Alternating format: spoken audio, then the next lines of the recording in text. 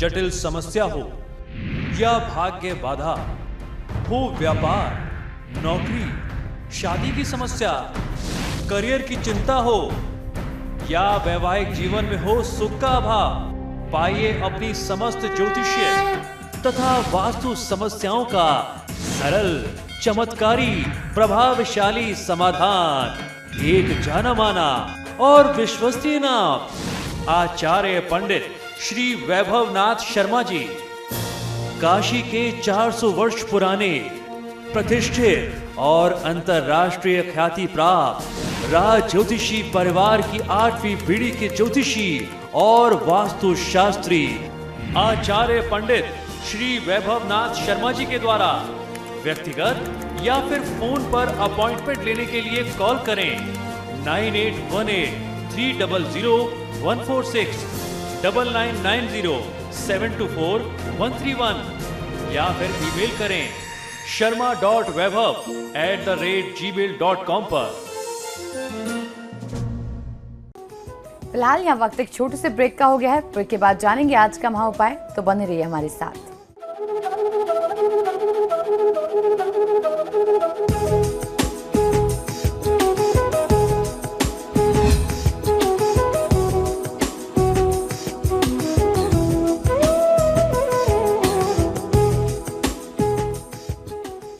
Break के बाद आपका स्वागत है। चलिए अब जान लेते हैं कि आज का महा उपाय क्या है।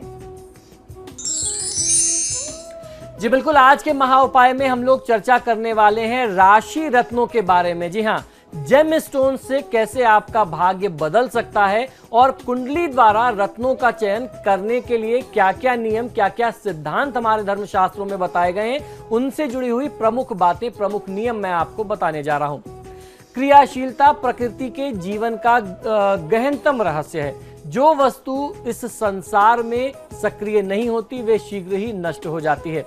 इसीलिए ये संपूर्ण ब्रह्मांड, नक्षत्र, ग्रह तथा तारे सदैव क्रियाशील रहते हैं, गतिमान रहते हैं। हमारे सौरमंडल के इन ग्रहों, नक्षत्रों की सक्रियता को आप चाहे तो उनके रत्न को धारण करके भी अनुभव कर सकते हैं। यदि विधि पूर्वक रत्न धारण किया जाए तो वे अपने संबंधित ग्रह के प्रतिनिधि स्वरूप धारणकर्ता को यानी पहनने वाले व्यक्ति से संपर्क बना करके ग्रहों की भांति चलायमान हो जाते हैं। रत्नों के चयन में कुछ प्रमुख नियम हमारे धर्मशास्त्रों में, खासतौर पर ज्योतिष शास्त्र में बताए गए हैं। आइए उस विषय पर भी एक बार ध्यान करते हैं। अपने लिए किसी रत्न के चुनाव के समय में विशेष सावधानी की आवश्यकता पड़ती है। अनिष्ट कारक ग्रहों का दुष्प्रभाव कम करने हेतु अथवा क्षीण ग्रहों का के प्रभाव में शुभत्व में वृद्धि करने के लिए ज्योतिषी उस ग्रह के रत्न को धारण करने की सलाह देते हैं। इसके अतिरिक्त आपको बहुत से ऐसे भी ज्योतिषी मिल जाएंगे जिनकी दृष्टि में अपने ग्राहक द्वारा धन खर्च करने की क्षमता ही किसी रत्न के चयन का एकमात्र मापदंड है। वे लोग सिर्फ ये देखते हैं कि अगर ग्राहक सॉलिड पार्टी है तो उसे नीलम, पुखराज या हीरे जैसे महंगे रत्न, जो बहुत ज्यादा बहुमूल्य रत्न हैं, इनको डलवा देना चाहिए, पहना देना चाहिए, चाहे उस व्यक्ति के लिए वो उपयुक्त हो या ना हो। आजकल ऐसी स्थिति बहुत ज्यादा हो गई है। और यदि एक आम साधारण आदमी है तो उसे वही रत्न सस्ता से सस्ता बता दो, मसलन मोती पहन ले, माणिक पहन ले, मूंगा, पन्ना वगैरह उसको सजेस्ट कर देते हैं, सलाह दे देते हैं। कहने का तात्पर्य, कहने का अर्थ ये है कि कैसे भी करके हमारा उल्लू सीधा होना चाहिए, हमारी जेब में पैसा आना चाहिए, चाहे उसके चक्कर में बेचारे ग्राहक का बंटादार ही क्यों ना हो जाए, उसका भविष्य जो है वो अधर में ही क्यों ना लटक जाए। खैर, जिसका जैसा कर्म। हम लोग बात कर रहे हैं कि किसी रत्न के चयन करते समय किन किन बातों की आपको सावधानी रखनी चाहिए, कौन कौन सी बातें आवश्यक हैं जिन पर आपको ध्यान देना है। इसमें सबसे महत्वपूर्ण बात यह है कि कोई व्यक्ति एक साथ कौन कौन से रत्न धारण कर सकता है और कौन से ऐसे रत्न हैं जिन्हें एक साथ धारण करने से बचना चाहिए। इसीलिए आज मैं आपको ये जानकारी दे रहा हूं, इसे आप बहुत ध्यान से सुनिए। किसी भी व्यक्ति को कभी भी तृतीयेश यानी थर्ड हाउस का जो स्वामी होता है, थर्ड हाउस का जो लॉर्ड होता है, या फिर षष्ठेश यानी छठे भाव का जो स्वामी होता है, या इसके अलावा जिसे अष्टमेश कहते हैं यानी अष्टम भाव का एथ हाउस का जो लॉर्ड होता है, या एकादशेश यानी 11वें स्थान का या 12वें स्थान का जो स्वामी है जिसे द्वादशेश कहते हैं, इन सभी भावों का रत्न आपको किसी भी स्थिति में धारण नहीं करना चाहिए, क्योंकि ज्योतिष में इन भावों के स्वामियों को पाप ग्रह की संज्ञा दी जाती है। मान लीजिए यदि आप तृतीयेश के स्वामी का रत्न धारण करते हैं तो आपके स्वभाव में तीव्रता यानी क्रोध, उद्विग्नता बहुत ज्यादा हो जाएगी, क्रोध बढ़ने लगेगा, आप अपना आपा समय समय पर खोने लगेंगे, जीवन के प्रत्येक विषय में दुविधा और भ्रम की स्थितियां निर्मित होने लगेंगी। उसी प्रकार अगर छठे भाव का यानी षष्ठेश का जो स्वामी है उसका रत्न आप धारण कर लेते हैं तो मन में किसी अज्ञात भय का संचार निरंतर होने लगेगा, अनजाना डर आपको हमेशा सताता रहेगा, व्यक्ति के मन का झुकाव किसी व्यसनोन्मुख होने लगेगा, किसी तरीके की गंदी आदतें, दुर्व्यसन आपके अंदर आने लगेगा, नशे इत्यादि की आदत या कोई भी असामाजिक प्रवृत्ति आपके अंदर पनपने लगेगी।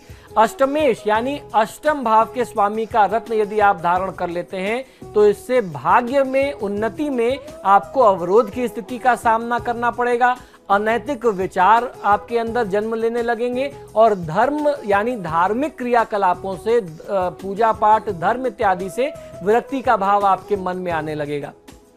इसके अलावा यदि आप द्वादशेश के रत्न को धारण कर लेते हैं यानी 12वें भाव के स्वामी के रत्न को आप धारण कर लेते हैं तो ऐसे में आपके मन में भोग वृत्ति की ओर बहुत ज्यादा झुकाव होने लगेगा, आप जो है बहुत भोग विलासी हो जाएंगे, मन मस्तिष्क पर वासना, कामुकता यानी कामुकता भी सामान्य नहीं, अति कामुकता जो है वह जन्म लेने लगती है।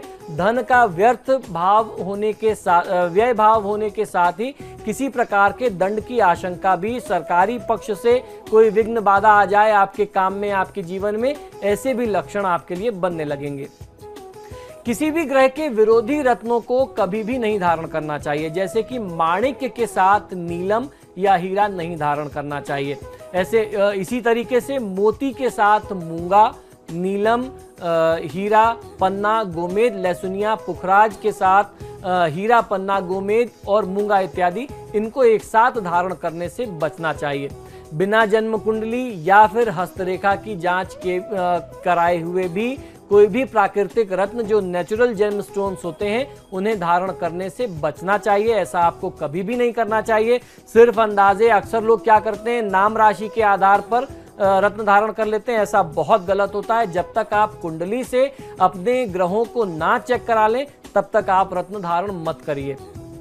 कुछ लोग अपनी नाम राशि हिंदी अंग्रेजी माह में जन्म लेने के हिसाब से या फिर मूलांक के आधार पर रत्न धारण कर लेते हैं, जो कि रत्न चयन की निराधार प्रणाली है। इसीलिए अगर हम लोग आपको कभी भी अपने शो के, अपने कार्यक्रम के माध्यम से आपके नाम के आधार पर कुछ जानकारी देते हैं या आपके बर्थ मंथ के हिसाब से कोई जानकारी देते हैं, उसमें अगर कहीं रत्नों की चर्चा भी आती है तो साथ में ये जरूर कहते हैं कि रत्नों का चयन आपको अपनी कुंडली के हिसाब से ही करना चाहिए। कुंडली के ग्रहों के आधार पर ही आपको अपने लिए कौन से फेवरेबल जेम स्टोन्स हैं उसको चुनना चाहिए। रत्न चयन की इन प्रणालियों में सदैव ही हानि की संभावना रहती है। अगर आप अंदाजे से धारण करते हैं, लाभ की बेहद कम संभावना हो जाती है। मुख्य बात यह है कि कोई भी असली प्राकृतिक रत्न निष्क्रिय नहीं होता। आपको एक बात ये जरूर समझनी चाहिए कि ये जो जेमस्टोन्स होते हैं ये ग्रहों का एक छोटा स्वरूप होते हैं, एक ट्रांसमीटर की तरह काम करते हैं। समझ लीजिए अगर मेरी कुंडली में बृहस्पति कमजोर है, एक उदाहरण के तौर पर आपको बता रहा हूं कि अगर मेरी कुंडली में बृहस्पति कमजोर होगा और बृहस्पति अच्छे भावों का स्वामी होगा तो मैं पुखराज धारण करूंगा। मैं क्यों करूंगा? क्योंकि मेरी कुंडली में बृहस्पति बहुत अच्छे भावों का स्वामी है लेकिन कमजोर अवस्था में है, तो पुखराज को धारण करने से वह बृहस्पति के तत्वों को, उसकी ऊर्जा को अपने अंदर खींचेगा और मेरे शरीर में प्रवाहित कराएगा। इसीलिए मैं हमेशा कहता हूं कि जो जेमस्टोन्स होते हैं, जो रत्न होते हैं, छोटे छोटे ट्रांसमीटर्स का काम करते हैं। ये उन ग्रहों से उनकी ऊर्जा को खींच करके हमारे शरीर में संचारित करते हैं और इन जेमस्टोन्स में वही तत्व होते हैं जो उसके संबंधित ग्रह के तत्व होते हैं। उसकी सतह पर सूर्य की किरणों द्वारा परावर्तित होने वाला प्रकाश एक चमत्कारिक शक्ति के रूप में कार्य करता है तथा स्वयं अपना प्रभाव दिखाने में वह सक्षम होता है। रत्नों की दुर्लभता एवं मानवीय धन लोलुपता के कारण आजकल अधिकांश असली नाम पर कृत्रिम यानी नकली रत्न बेचे जा रहे हैं जो देखने में बिल्कुल हूबहू असली प्रतीत होते हैं। वैसे भी एक आम आदमी को इन सब चीजों की पहचान कहां से हो सकती है? उससे तो जो कुछ भी उसके ज्योतिषी या जो उसके परिवार के आचार्य हैं, पंडित ने जो भी पकड़ा दिया, वो उसी को असली मान करके धारण कर लेता है। एक साधारण मनुष्य की तो बात ही छोड़ दीजिए, कम से कम 95% लोग ऊपर ज्योतिषी लोगों से ज्यादा ज्योतिषी ऐसे होंगे जिन्हें स्वयं भी रत्न के असली या नकली होने के बारे में जानकारी नहीं होगी।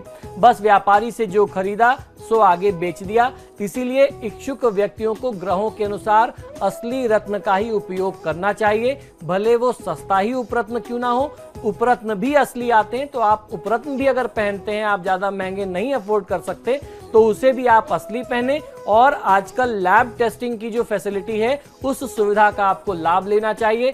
कोई भी रत्न खरीदने से पहले आप लैब टेस्ट का एक सर्टिफिकेट जरूर ले लीजिए, या खुद से रत्न लीजिए और जेमोलॉजिस्ट के पास जाकर के उसको लैब टेस्ट करा लीजिए कि इसके तत्व सच में असली हैं कि ये सिर्फ शीशे का टुकड़ा है, ये सिर्फ एक नकली पत्थर है। इससे आपको जानकारी मिल जाएगी, अन्यथा उसे धारण करने से आपको कोई लाभ होने वाला नहीं है। उल्टे मन में रत्नों की प्रभावशीलता को लेकर के ज्योतिष या ज्योतिष शास्त्र के प्रति आपके मन में अविश्वास अवश्य पैदा हो जाएगा। तो ये था आज का महाउपाय। बहुत बहुत शुक्रिया आचार्य जी। जी धन्यवाद। फिलहाल आपके सितारे में इतना ही। देखते रहिए समाचार प्लस।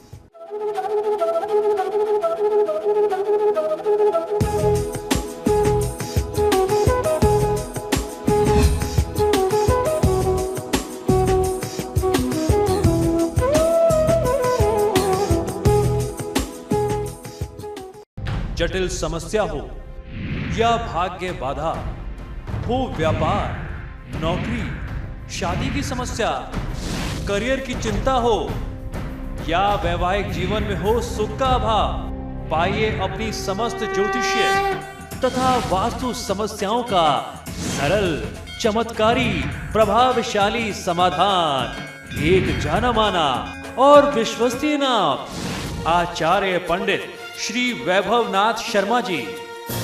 काशी के 400 वर्ष पुराने, प्रतिष्ठित और अंतरराष्ट्रीय ख्याति प्राप्त राज ज्योतिषी परिवार की 8वीं पीढ़ी के ज्योतिषी और वास्तु शास्त्री आचार्य पंडित श्री वैभवनाथ शर्मा जी के द्वारा व्यक्तिगत या फिर फोन पर अपॉइंटमेंट लेने के लिए कॉल करें 9818 300 146, 9990 724 131 या फिर ईमेल करें sharma.vaibhav@gmail.com पर।